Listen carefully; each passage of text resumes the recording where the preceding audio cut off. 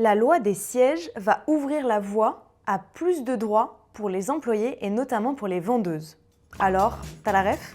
Au début du XXe siècle en France, les conditions de travail pour les femmes sont particulièrement difficiles dans le commerce. Les journées sont très longues, la station debout est permanente et il n'y a pas de matériel adapté. Le 29 décembre 1900, une loi change la donne. Les boutiques, locaux ou magasins commerciaux dans lesquels des femmes sont employées doivent disposer d'un nombre de sièges égal au nombre de femmes employées.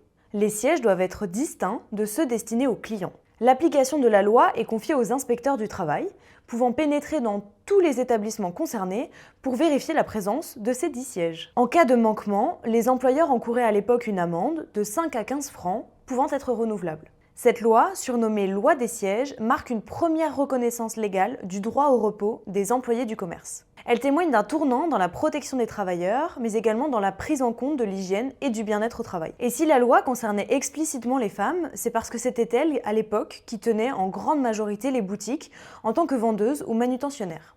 Une simple chaise, mais un symbole fort, c'est le début de la législation sociale protégeant les employés du commerce. Maintenant, tu pourras plus dire que t'avais pas la ref.